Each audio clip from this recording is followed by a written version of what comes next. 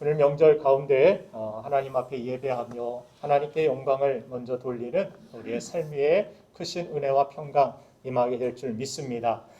명절 연휴에 시간을 정해서 여러분들에게 기도와 말씀으로 더 가까이 하라 말씀을 드렸습니다. 하나님의 은혜 안에서 주님과 동행하는 그 길이 가장 안전하고 가장 빠르며 가장 분명한 축복의 길임을 믿으시고 주님과 함께하는 명절이 되기를 소망합니다. 명절을 맞이해서 고향을 방문하는 사람들도 많이 있지만 갈수록 가족과 여행을 가는 사람들이 많아지고 있다고 합니다. 여행의 즐거움은 새로운 환경이 주는 즐거움도 있지만 그 여행지의 하이라이트는 뭐니 해도 여행지만의 특색 있는 맛집이 아닐까 생각이 됩니다.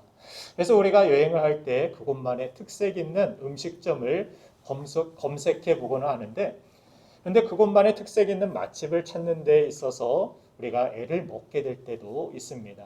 왜냐하면 거의 대부분의 음식점의 이름 앞에 서로 원조 맛집이라고 써 있기 때문입니다. 정말 이 중에 원조가 어디일까? 그 역사를 다 뒤져 찾을 수도 없는 노릇이고 당황하게 될 때가 있습니다. 제가 강릉에 실제로 가보니까 원조 초당 순두부집, 저기도 원조 순두부집, 여기도 원조 순두부집, 어디를 가야 될지 모를 때가 있었습니다. 예전에 또 춘천에 가보니까 여기도 원조 닭갈비집, 저기도 원조 닭갈비집, 어디가 맛있는 곳일까 선택하기가 어려웠던 적이 있습니다. 그래서 어떤 음식점들은 이 원조라는 그런 말들을 많이 쓰니까 그 원조 앞에 진짜를 붙여서 진짜 원조, 또 어떤 집은 2대째 원조, 3대째 원조, 서로 원조의 경쟁을 하는 그런 원조 타이틀 경쟁이 치열했던 모습을 볼 수 있었습니다. 우리가 알고 있듯이 원조란 가장 먼저 시작했다라는 뜻을 가지고 있습니다. 오늘 본문을 보면 제자의 원조라 할 수 있는 처음 제자 안드레가 성경에 등장합니다. 우리는 많은 경우 예수님의 제자하면 베드로가 떠오르지 않습니까? 그러면서 제자의 원조는 예수님의 수제자인 베드로라고 생각이 되지만 베드로보다 먼저 믿었고 그 베드로를 예수님께 데리고 온 원조 제자가 있었는데 그 사람이 바로 베드로의 형제인 안드레였다라고 성경은 오늘 기록하고 있습니다. 안드레라는 이름의 뜻이 뭐냐면 남자답다라는 그런 뜻입니다. 베드로가 성경을 보면 더 남자다운 그런 행동들을 많이 하지만 실제적으로 남자답다라는 이름을 가진 사람은 그의 형제 안드레라는 것을 알 수 있습니다. 여성분들은 오늘 예배 후에 남자친구나 남편을 모시면 한번 그렇게 해보시길 바랍니다. 오 안드레, 오 나의 안드레. 자, 그럼 남편이 무슨 소리야 이렇게 물으면 오늘 예배 때 안드레에 대해서 배웠는데 남자답다라는 뜻이래. 당신 참 남자답다. 그러면서 자연스럽게 복음을 전할 수 있는 그러한 기회가 있었으면 좋겠다라는 생각을 해봅니다. 오늘 말씀을 요한복음 1장 35절부터 36절에 보면 안드레는 원래 침례 요한의 제자였음을 알 수가 있습니다. 그가 침례 요한의 제자였다라는 의미는 베드로가 믿음을 갖기 훨씬 전부터 그의 형제인 이 안드레는 영적인 진리에 대한 사모함이 있었음을 알 수 있습니다. 하나님을 향한 열심이 있는 사람이었다라는 것을 말해줍니다. 그 안드레가 예수님을 만나서 예수님과 하루 동안의 수양회를 갖는 모습이 오늘 본문 40절부터 41절까지 기록되고 있습니다.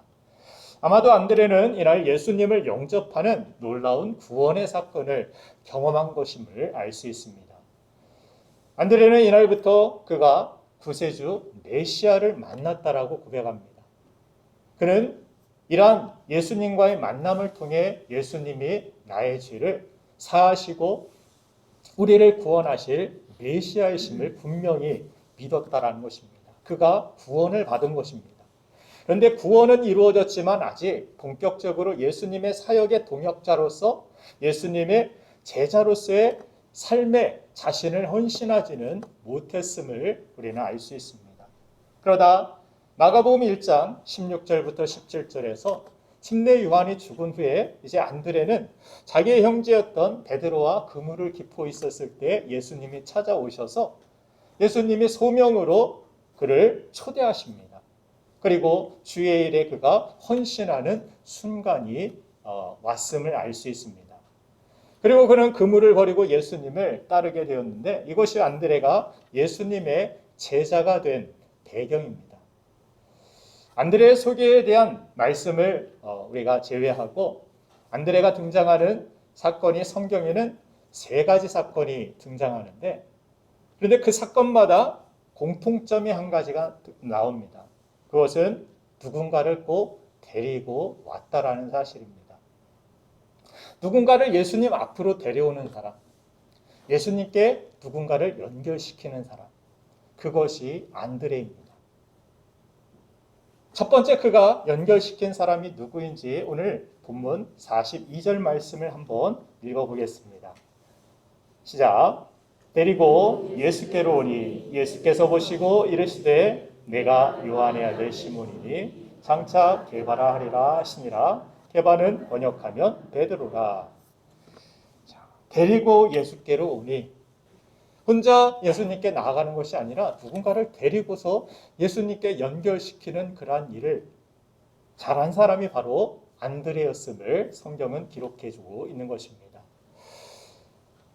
그래 이 장면을 보면서 이것이 뭐 그리 특별한 일인가라고 이야기할 수 있을지 모르겠지만 사실 우리가 경험하지만 주님 앞으로 가장 데리고 나오기 힘든 사람이 누굽니까? 가족 아닙니까? 가족 전도가 힘든 이유가 무엇입니까? 가족은 한마디로 모든 것을 종결시킬 수 있는 힘이 있기 때문입니다. 뭐라고요? 너나 잘해. 그죠? 이 한마디에 모든 것들을 종결시킬 수 있는 나를 너무나도 잘 알고 있고 나의 약점과 나의 연약함과 내가 때때로 믿음 없는 그러한 모습을 곁에서 지켜보면서 너나 똑바로 잘 믿어. 이렇게 이야기할 수 있는 가족, 그 가족 전도가 힘든 이유가 여기에 있다라고 생각이 됩니다. 그런데 가장 데려오기 힘든 가족을 주님께 데리고 온 제자가 바로 안드레인 것입니다. 우리가 신앙생활을 하면서 마음 한켠에 응어리져 있는 부분 하나가 있다라면 이 좋은 하나님, 이 좋은 주님 앞에 내 남편이, 내 아내가, 내 자녀들이 함께 나와 예배드렸으면 좋겠다. 함께 믿음으로 신앙생활하는 가정이 되었으면 좋겠다라는 생각을 우리가 할 때가 많이 있습니다. 특히 자녀들이 커가면서 신앙도 부모의 마음대로 가이드가 안 되는 그런 때를 지나면서 마음에 있는 말을 다 하지 못할 때가 많이 있습니다. 그럴 때 얼마나 힘듭니까? 그저 눈물로 주님 앞에 기도하고 있는 부모의 모습들을 종종 보기도 합니다. 그런데 오늘 본문에 나오는 이 안드레처럼 내게 가장 소중한 가족을 가장 첫 번째 예수님 앞으로 데려와서 정말 예수님을 만나고 베드로가 주님의 제자가 되어 오히려 자신보다 더 앞장서서 더 크게 쓰임받을 수 있었던 그러한 형제의 모습을 보고 아마 안드레는 정말 기뻐하고 감격하고 감사해야 하지 않았을까 생각이 됩니다. 그러므로 이 안드레를 보면서 여러분들도 마음같이 안 되는 그러한 가족 전도가 있다 할지라도 그런 상황이 나에게 주어졌다 할지라도 포기하지 마시기를 간절히 소망합니다. 안드레는 그렇게 정말 언제 열릴지 모르는 그러한 마음의 문, 예수님을 과연 베드로가 영접할 수 있을까 몰랐지만 예수님께로 연결할 때 예수님께서 그의 삶 가운데 놀라운 은혜와 축복을 주신다라는 그러한 단순한 믿음을 가지고 그의 형제 베드로를 데리고 주님께 나왔을 때 주님께서 그를 만나주시고 그에게 사명을 주시고 그의 인생을 영광스럽게 세워주셨다라는 사실입니다. 어느 분 간증처럼 평소에는 복음에 대해서 교회에 대해서 그렇게 부정적인 태도를 가진 남편이 정말 복음의 씨알도 안 먹힐 것 같은 그러한 강팍한 심령을 가진 남편이 그 구원을 위해 전도를 위해서 열심히 기도하다가 하나님 앞에 남편 신발을 가지고서 예배 때마다 하나님 앞에 기도하기 시작했다고 합니다. 하나님, 지금은 제 남편보다 제 남편의 신발이 먼저 교회에 나왔습니다. 그러나 언젠가는 제 남편이 이 신발을 신고 함께 이곳에서 예배를 드리게 될 줄 믿습니다. 하고 그렇게 기도했다고 합니다. 실제적으로 얼마가 지나고 나서 세월이 흐르고 나서 갑자기 그의 마음이 열리고 나도 당신 따라서 교회 한번 가볼까? 라는 정말 기적 같은 그런 소리를 듣게 되었다고 합니다. 그 전까지는 정말 내가 왜 믿지 않는 사람과 결혼해서 이 마음고생을 해야 하지? 왜 이렇게 힘들게 내가 교회에서 신앙생활을 하면서 가정에서 눈치를 보고 교회에서도 정말 마음 한켠이 공허한 그런 마음을 추스릴 수 없었던 적이 많이 있었는데, 그러나 결국 정말 주님 앞에 그가 나와서 함께 예배하는 그런 모습, 나의 기도에 선한 응답을 주신 하나님 앞에 감사하며 영광을 돌렸다라고 합니다. 오늘 안드레의 모습은 정말 마음의 문이 쉽게 열리는 것은 어렵지만 한번 열리면 한순간에 열리게 되는 마음의 문 같다라는 생각을 해봅니다. 그런 마음의 문을 기도로, 복음으로 정말 조용히 두드리며 가까운 사랑하는 사람을 예수님 앞으로 또는 교회로, 복음 앞으로 데리고 나오는 그것을 안드레의 삶 가운데서 우리가 보고 배울 수 있다는 사실입니다. 그러므로 가족 전도에 대해 너무 어렵게 또 조급하게 생각하지 마시고 주님 앞으로 어떻게 해서든지 그들을 인도해야겠다라는 안드레아 같은 의지를 가지고 주님께 나아갈 때 놀라운 하나님의 은혜와 구원의 역사가 여러분들의 가족에도 있을 줄로 믿습니다. 두 번째 안드레가 등장하는 장면은 요한복음 6장에 나옵니다.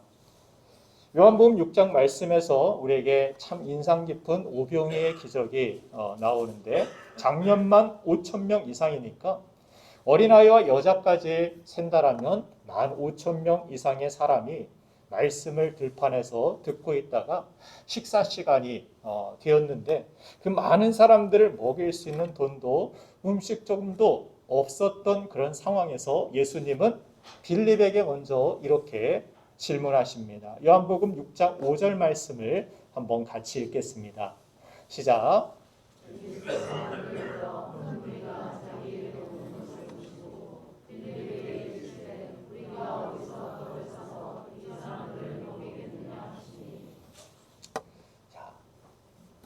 예수님께서 이 많은 무리들을 어떻게 먹일 수 있느냐 그렇게 물을 때 우리가 어디서 떡을 사서 이 사람들을 먹이느냐는 그러한 질문 가운데 빌립의 대답은 무엇이었습니까? 빌립의 대답은 이 많은 사람들을 먹이기에는 200데나리온의 돈이 부족합니다. 그런 떡이 부족합니다. 그래서 안 되겠다라는 예수님과 그 문제를 연결시키지 못하는 안타까운 모습을 우리가 성경에서 보게 됩니다. 빌립은 이 모든 문제가 있을 때 내가 가진 어떤 능력과 계산으로 풀어보려고 했지만 그가 할 수 없음에 대하여서 그 모든 마지막을 어떻게 합니까? 부정적인 결론을 내리고 있었다라는 사실입니다. 어떻게 보면 우리 자신의 믿음의 한계, 믿음이 우리가 가지고 있다 하면서도 이런 연약함을 가지고 문제 앞에 서게 되는 우리 자신의 모습과도 비슷하다라고 생각을 합니다.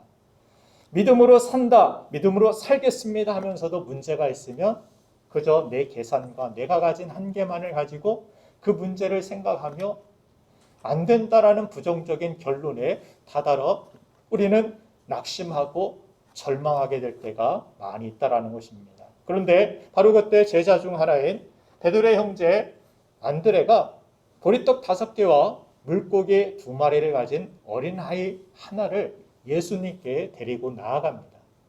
요한복음 6장 8절부터 9절 말씀을 한번 같이 읽겠습니다. 시작. 제자 중 하나 고 시몬 베드로의 형제 안드레가 예수께 여짜오되 여기 한 아이가 있어 보리떡 5개와 물고기 2마리를 가지고 있나이다. 그러나 그것이 이 많은 사람에게 얼마나 되겠사옵나이까.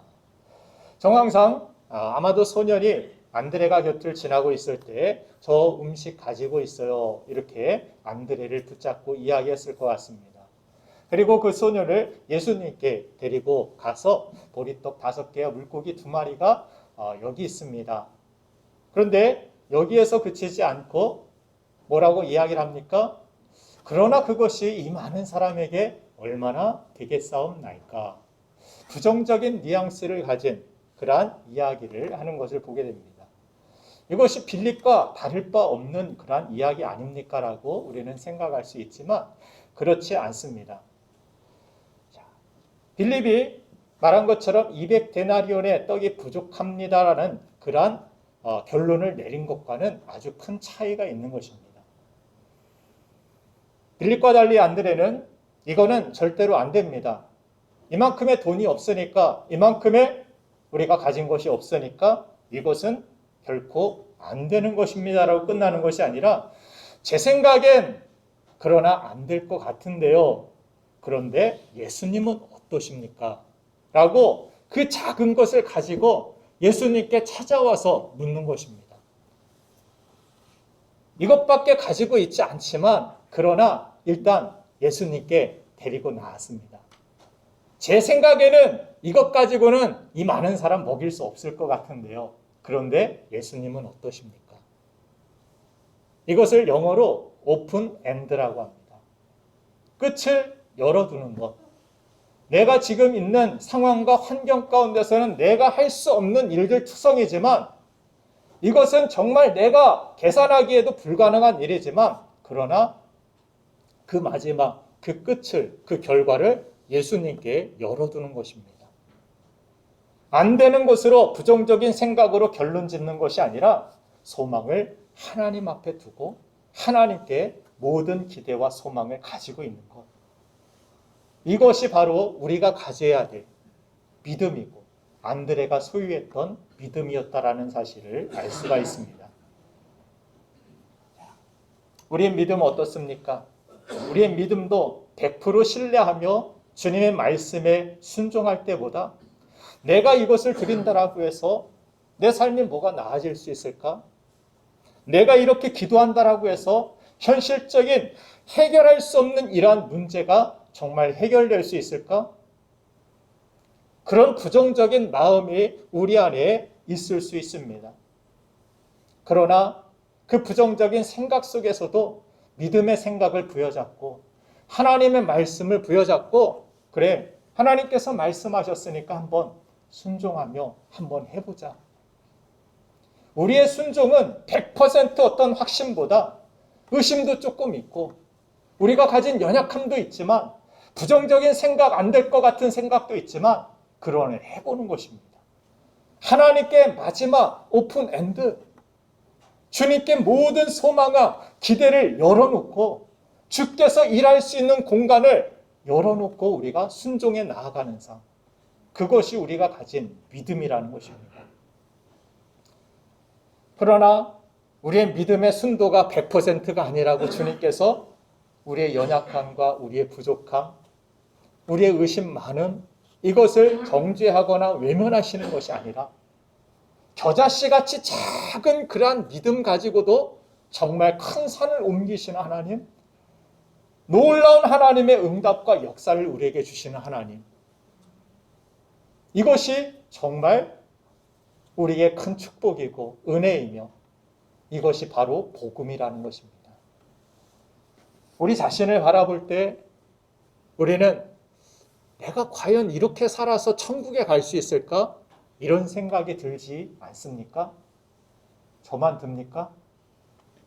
내 인간적인 생각과 행동들, 내 삶을 바라볼 때 정말 천국에 가기에는 너무나도 부족한, 하나님 앞에 나아가기에는 너무나도 연약한 우리 자신의 모습을 바라보면서 나 천국 못 가는 것 아닌가?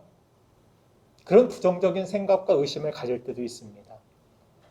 그러나 천국은 여러분들의 공로나 힘이나 여러분들의 노력이나 여러분들의 가진 선행으로 가는 것이 아님을 말씀하여 주십니다. 이것이 복음입니다. 세상에 의인은 없나니 한 사람도 없다. 자기 힘과 자기 선행으로 천국에 올 사람은 아무도 없다. 그저 세상에서 착하게만 산다고 해서 천국에 가는 것이 아니다. 오히려 착하게 살았다 지옥에 떨어지는 정말 안타까운 사람들도 우리가 보게 될 것이다. 천국은 어떻게 가는 것이냐? 우리 죄를 사하여 주시는 예수 그리스도를 통하여 생명의 길로 나아갈 때, 그분을 따르게 될 때, 그분이 거하시는 그 나라, 그 천국에 우리가 나아갈 수 있음을, 들어가게 될 수 있음을 성경은 분명하게 말씀하여 주시는 것입니다. 그래서 안 될 것 같지만, 내 자신은 부족해서 안 될 것 같지만, 나의 자신, 나의 영혼, 나의 영원한 미래를 어디에 우리가 열어두고 있습니까? 하나님 앞에. 그렇죠? 그래서 우리의 소망이 하나님께 있는 것이죠. 우리의 소망을 하나님 앞에 열어두고 하나님을 의지하고 내 자신은 안 될 것 같지만 주님께 소망이 있습니다. 주님을 기대하며 그 작은 소년을 주님 앞으로 데리고 나온 안드레아 같은 모습. 내 마음에 부정적으로 안 될 것 같은데요. 하지만 그럼에도 예수님 앞에 순종하며 그 작은 도시락을 내어이는 이 안드레의 모습. 이것이 우리가 가진 믿음이고 우리가 또한 그런 믿음을 통하여서도 놀라운 하나님의 응답과 역사가 있다라는 사실을 성경을 통해 우리는 배우게 되는 것입니다. 나에게 부정적인 마음과 생각이 있다고 할지라도 여러분들, 하나님은 그것을 가지고 정죄하거나 여러분들을 멀리하시지 않습니다. 그럼에도 괜찮아. 주님께 나올 수 있다라면. 부정적인 생각에도 그럼에도 주님 앞에 예배하며 그런 생각 가운데 그런 마음 가운데서도 주님이 나에게 맡겨주신 사명을 가지고 나아갈 수 있다라면 그것을 주님께서는 귀한 예배로 순종으로 그것을 통하여서 놀라운 오병이의 기적과 역사를 나타내어 주시는 것입니다. 우리가 사역을 할 때에 있어서도 내 기분이 이런데 내가 누구를 가르치고 누구에게 선한 영향력을 끼치고 내 마음이 지금 좋지 않은데 내가 하나님 앞에 이런 마음으로 예배를 드리면 하나님이 받으실까? 받으실까요? 안 받으실까요? 그런 불편한 마음에도 사역을 해야 될까요? 안 해야 될까요? 해야 됩니까? 정말 믿음이 다 좋으셔서 그렇지 진짜 그런 상황에 맞닥뜨리면 하기 싫습니다. 다 그냥 싫어요. 사역 있고 예배고 뭐고 내 기분에 따르고 싶습니다. 내 감정을 따르고 싶고 내 부정적인 마음을 따르고 싶고 그러나 우리의 믿음이 내 감정과 마음에 있지 않길 원합니다. 우리 믿음이 주께 있길 원합니다. 주님께 소망을 두고 주님께 우리의 믿음을 두고 믿음의 주여 온전케 하시는 예수 그리스도를 바라보고 나아갈 때 그분께서 일하시고 그분께서 역사하시고 없고 부족한 그 빈들에서도 이 작은 순종과 부족하지만 부정적인 그런 마음도 있었지만 주님께 나온 그를 통하여서 안드레의 믿음을 통하여 이 소년의 작은 도시락을 통하여 크게 역사하시는 하나님, 그 하나님을 우리는 소망해야 되는 것입니다. 여러분, 그래서 믿으면 안 될 것 같은 모든 상황에서도 하나님에 대한 기대를 끝까지 저버리지 않는 것, 그것이 우리가 가져야 할 믿음인 것입니다. 설령 제자들처럼 복음을 전하다가 죽음이 눈앞에 다가올지라도 그 죽음이 끝이 아니라 그 끝이 하나님께 부활로 열려있는 것, 그 끝을 하나님의 손에 맡기는 것, 그것이 믿음인 것입니다. 누가 먼저 갈지 순서는 이 세상에서 알 수는 없지만 우리 어르신들 어때요? 하나님 앞에 소망을 두시고 계시는 줄로 믿습니다. 그렇죠? 하나님께 우리의 미래, 우리의 영혼을, 우리 생명을 주께 맡기고 여러분들 평안하세요. 감사하며 하루하루 찬송하며 믿음으로 사시길 바랍니다. 그래서 믿음은 결말을 하나님께 열어두고 부정적인 생각 중에도 안드레처럼 내가 드릴 수 있는 최선의 순종으로 나아가는 것, 그것이 믿음입니다. 마지막 세 번째로 안드레가 등장하는 장면은 요한복음 12장 20절부터 22절까지의 말씀입니다. 같이 한번 읽어보겠습니다. 시작. 명절에 예배하러 올라온 사람 중에 헬라인 몇이 있는데 그들이 갈릴리 벳세다 사람 빌립에게 가서 청하여 이르되 선생이여 우리가 예수를 배우고자 하나이다 하니 빌립이 안드레에게 가서 말하고 안드레와 빌립이 예수께 가서 여쭈니. 아멘. 헬라인 손님들이 명절에 유대인의 명절에 찾아왔습니다. 그렇게 찾아와서 예수님을 만나기를 원하는데 처음 헬라인들이 만난 사람은 빌립이었습니다. 그런데 빌립이 찾아간 사람은 안드레였다라고 성경은 기록합니다. 아마도 안드레가 예수님과 사람들을 잘 연결시키는 비서실장과 같은 그런 역할을 잘 했던 것 같습니다. 그래서 빌립이 사람들을 보자 안드레에게 먼저 찾아가서 어떻게 할까? 이 사람들 예수님 어떻게 만나게 할까? 하니까 안드레가 나서서 헬라인들을 데리고 예수님께로 데리고 나아갔다고 성경은 기록합니다. 이것은 이방인에게 최초로 예수님을 전하는 세계 선교의 시작점이 되었다라는 사실을 우리는 주목할 필요가 있습니다. 선교하면은 사도 바울 선교, 3차 선교 이런 선교를 생각하지만 진짜 세계 최초의 이방인에게 예수님을 소개하고 예수님을 만나게 했던 그런 세계 최초의 선교의 시작은 이 안드레 소개에 있었다라는 사실을 우리는 기억할 필요가 있습니다. 성경은 안드레를 기록할 때마다 제자들의 리스트에서 베드로 다음으로 소개를 합니다. 시몬 베드로의 형제 안드레라고 그렇게 기록하고 있습니다.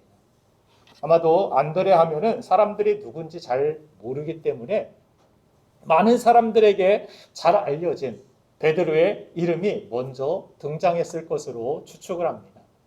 베드로와 함께 베드로의 형제, 그 옆에 있는 안드레 이렇게 소개를 하는데 많은 크리스찬들도 실제로 베드로는 잘 알고 있지만 안드레에 대해서는 별로 중요하게 생각하지 않거나 또 누군지 모를 때도 많이 있습니다. 베드로같이 한 번에 3,000명 이상 설교했을 때 구원받게 하는 그러한 사역을 많은 사역자들도 꿈을 꾸지 이름도 빛도 없어 보이는 한 영혼에 집중하는 안드레의 사역을 본받고 싶어하는 사람은 그렇게 많지가 않습니다.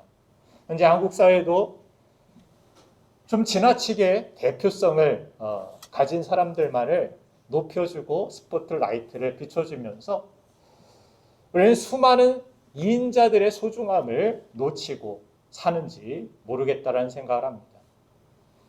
제가 어렸을 때 생각해 보면은 한국 사람들이 이 조그마한 나라에서 태어나서 그런 생각을 가졌는지 모르겠지만 자식들을 기르면서 너 크면은 대통령 되라, 장군이 되라. 제 아버지도 저에게 장군감이다 그랬어요. 하도 막 덩치가 이렇게 뚱뚱하고 어렸을 때는 4.3kg 이상 우량아로 태어나서 그랬기 때문에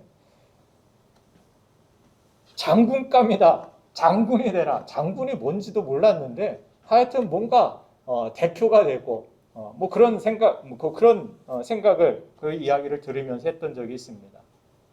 성경을 봐도 여러분들이 기억하는 것은 꼭 머리가 될지언정 꼬리가 되지 않게 해달라고 그렇게 기도까지 하시는 분들도 많이 있습니다. 기도가 잘못됐다라는 것이 아니라 머리도 중요하지만 꼬리도 중요하다라는 그런 생각이 우리에게도 필요하다라는 것입니다. 자녀들에게 야, 너 머리가 되라. 꼬리 되지 말아라. 그렇게 우리가 가르칠 때가 많이 있는데 우리 자녀들에게 야, 너 멋있는 꼬리 한번 대봐라. 무슨 나쁜 부정적인 말 같습니까? 꼬리 하면 싫습니다. 난 머리가 될 거야. 대표자가 될 거야. 저는 목회를 하면서 그런 생각을 해봅니다. 성경에 교회의 머리는 예수 그리스도라고 말씀하고 있습니다. 저는 예수님의 멋진 꼬리가 되길 원합니다. 여러분들은 어떻습니까? 이 교회의 머리가 되고 싶습니까? 머리 대신 예수님의 멋진 꼬리가 되는 우리 성도가 되기를 소망합니다. 주님의 손과 발이 되고 머리 대신 예수님. 꼬리가 없다면 어떻게 머리가 존재합니까? 멋있는 꼬리도 필요하다라고 생각합니다. 교회 앞에서 저처럼 드러나서 사역을 하는 설교자나 여러 가지 사역들을 감당하는 사람들, 그 사람들만 중요한 것이 아닙니다. 알아주는 사람 없이 그림자처럼 조용히 남도 모르는 그곳에서 교회를 위해서 조용히 헌신하는 그러한 사람들이 오히려 더 많이 필요하고, 주님께서는 작은 소자에게 물 한 대접 대접한 그 손길마저 놓치지 않고 기억하신다라고 말씀하여 주십니다. 그래서 우리는 교회 안에서도 저 사람은 중요하고 저 사람은 중요치 않고 맡은 어떤 일들과 은사를 가지고서 사람을 편가르거나 평가할 필요는 절대로 없다라고 생각합니다. 그렇게 해서도 안 되는 것입니다. 믿음이 강한 사람이나 믿음이 적은 사람이나 저 사람은 왜 이렇게 믿음이 없어? 정죄하거나 비판할 필요도 없습니다. 성경은 믿음이 강한 사람이 있느냐? 믿음이 약한 사람을, 연약한 사람의 모습을 도와주고 그 부족한 모습을 채워주라고 성경은 이야기합니다. 우리는 무엇을 겉으로 드러나는 것에 대하여서 평가하거나 그것을 가지고서 무엇이 높고 크냐, 이것을 이분법제로 나누는 모습은 중단해야 된다라는 것입니다. 베드로처럼 앞장서서 리더십과 비전이 있는 사람은 베드로의 자리에 서서 일할 필요도 필요합니다. 그러나 안드레의 은사가 있다라면 안드레의 은사가 내게 있는데 베드로처럼 꼭 그렇게 행동하고 일해야 될 이유는 없는 것입니다.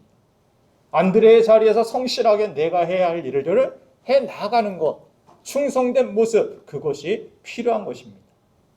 서로의 은사가 다를 뿐 이처럼 누가 더 크고 작느냐의 문제가 아니다라는 생각을 우리는 해야 하는 것입니다. 특별히 우리가 남보다 전도를 잘 못한다고 해서, 제가 아는 어떤 분, 친척분도 하루에 나가서 전도지를 매일매일 수백 장씩 사람들에게 전하면서 전주에서 그분이 살아 계셨을 때 전도한 분들이 수백 명의 그 교회에 이르렀다라고 이야기를 합니다. 그렇게 앞장서서 달려나가는 모습을 보면 나는 뭐지? 나는 한 사람도 전도 못한 것 같은데, 그런 죄책감을 가질 때도 있을 것입니다. 그렇죠? 그러나 거기에서 여러분들 죄책감 갖지 마세요. 선교사님들을 보면서 저는 그런 도전을 받기도 하지만, 나는 왜 선교사가 되지 못하지? 나는 왜 용기를 가지고 그곳에 나아가지 못하지? 하는 가운데서 죄책감만 가지고 있는 것이 아니라 제게 있는 은사와 제게 주어진 자리에서 내가 할 수 있는 선한 영향력을 위하여서 최선을 다하는 거기에 집중을 하려고 노력을 합니다. 누군가는 한 사람 전도하기 힘든 사람도 있는 반면에 베드로처럼 하루에 설교했을 때 3,000명이나 전도했을 때 주께로 돌아오는 그러한 역사도 있습니다. 그러나 누가 더 뛰어난 사람이고 누가 덜한 사람이라고 우리는 그렇게 생각할 필요가 없고, 내 자신도 스스로 그렇게 생각할 것이 아니라 내게 주어진 자리에서 내가 안드레의 은사면 안드레의 은사로, 베드로의 은사면 베드로의 은사로 충성을 다하는 모습, 이것이 주님 앞에서 가장 중요한 것입니다. 실제로 안드레는 2인자이고 조용한 사람으로 그렇게 성경에서 표현하고 있지만 그의 영향력은 세계의 교회 역사를 보면 좁지 않았음을 알 수가 있습니다. 교회 역사를 통해서 추적할 수 있는 그러한 사건이지만, 이 안드레는 세 나라에 아주 깊은 신앙의 영향을 끼쳤던 사람으로 기록되고 있습니다. 러시아와 스코틀랜드와 그리스에 이 안드레의 믿음이, 안드레가 전한 복음이 선한 영향력을, 이 나라를 완전히 기독교 나라로 바꿀 정도의 그런 영향력을 끼쳤음을 알 수 있습니다. 이 세 나라는 특별히 정교회라고 하죠.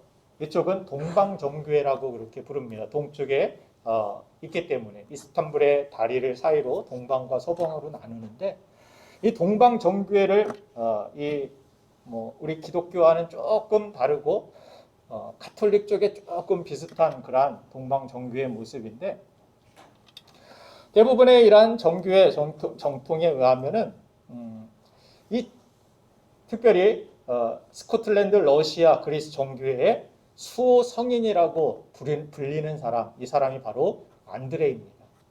우리 기독교는 성인을 인정하지 않죠. 성스러운 거룩한 예수님 같은 그러한 사람으로 어떤 믿음을 대상으로 이렇게 여기지 않기 때문에 성인을 인정하지는 않지만, 실제로 동방정교회 성인으로 불릴 정도로 지대한 그러한 영향력을 끼친 제자가 바로 안드레입니다. 안드레는 특별히 그리스에서 최후를 맞이합니다. 그가 총독의 아내와 가족에게, 동생에게 예수 그리스도를 전했을 때 이분들이 믿음을 갖습니다. 총독이 이것을 싫어합니다. 그래서 믿지 말라고.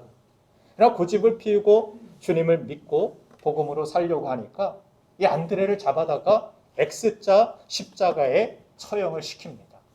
이것이 안드레가 순교할 때 그런 모습인데, 특별히 순교할 때 모습에서 이 그림은 무리오라는 그러한 사람이, 바돌로메 무리오라는 사람이 그린 그림인데, 왼쪽 편에 보면 고개를 돌리고 까만 머리에 눈물을 닦고 있는 그러한 소년의 모습이 있습니다.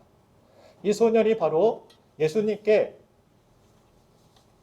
데리고 나와서 물고기 2마리와 보리떡 5개를 가졌던 그러한 소년을 그린 그림이라고 합니다. 죽을 때까지 정말 내가 주님 앞에 그런 기적의 쓰임을 받고 내가 예수 그리스도를 믿고 따를 수 있는 믿음을, 선한 영향력을 끼친 그 사람 앞에서 울고 있는 이 작은 소년의 모습. 화가는 아마도 이런 감격을 예수 그리스도의 그러한 은혜를 나에게 준, 정말 작아 보이지만 깊은, 조용하고 깊은 그런 선한 복음의 영향력을 나에게 준 그 사람을 표현하고자 했던 그러한 그림이 바로 이 무리오의 성 안드레의 순교의 그림입니다. 그래서 안드레가 남긴 최대 교훈은 바로 한 사람에 대한 그러한 한 영혼에 대한 비전입니다. 또 한 인간이 가진 가치의 중요성이라고 할 수 있습니다. 스코틀랜드의 한 교회에서 부흥회가 예전에 열렸는데, 매일 저녁 예수 믿을 사람들을 초청하고 전도를 했습니다. 그런데 한 사람도 응답하지 않았습니다. 마지막 사흘째 저녁에 어린 소년 하나가 철을 들고 그 교회에 찾아옵니다. 그러나 다음 날도 결신자는 없었고, 어린 소년 1명밖에는 이 집회에 결신자가 없었다고 합니다. 그로부터 20년이 지났는데 이 목사님이 이 집회에 왜 이렇게 사람도 없고 왜 하나님께서 나를 도와주시지 않는가라고 부정적인 생각을 했던 것을 후회했다라고 합니다. 왜냐하면 그 부흥 집회 동안에 유일하게 예수 믿기로 결심했던 그 어린 소년이 바로 아프리카 선교에 앞장섰던 리빙스턴이었다라고 이야기합니다. 예수 그리스도의 복음을 통해서 한 어린아이가 아프리카를 바꿀 수 있는 놀라운 쓰임받는 축복의 통로가 된 것입니다. 또한 에드워드 킴버리라는 사람이 어느 날 구두수선집에 들어가서 구두수선을 하던 한 청년에게 예수 믿으라고 전도를 했습니다. 이 청년이 마침내 예수님을 영접하고 별로 중요치 않게 복음을 전했던 사실에 대하여서 잊고 있었는데, 나중에 보니까 이 청년이 미국 교회사의 위대한 부흥의 업적을 이루었던 무디 목사님이었다고 합니다. 이처럼 안드레가 남긴 최대 교훈은 이 한 사람에 대한 깊은 관심과 비전이었습니다. 우리의 삶 가운데서 항상 우리는 예수님의 제자하면 베드로처럼 크게 뭔가를 하지 않으면 나는 제자도 아닌 것처럼 생각하고 살 때가 많이 있습니다. 그러나 그렇지 않습니다. 안드레처럼 한 영혼 한 사람, 우리 부모들도 자녀들을 위하여서 신앙으로 예수님 앞으로 인도하기 위하여서 애쓰고, 우리 교사 선생님들도 마찬가지고 우리 목자들도 마찬가지고 주님을 만날 수 있도록 그렇게 안드레아 같은 그러한 사역을 하고 계신다라고 저는 생각을 합니다. 저와 여러분들의 삶 속에서 이와 같이 안드레와 같이 주님께로 한 영혼들을 인도하게 될 때 주님은 우리를 제자 삼으시고 새로운 하나님의 역사를 저와 여러분들을 통해 이루어 가시는 줄로 믿습니다. 안드레아 같이 한 영혼을 깊이 사랑하는 저와 여러분들이 되기를 주님의 이름으로 축원합니다. 이 시간 함께 잠시 기도하겠습니다.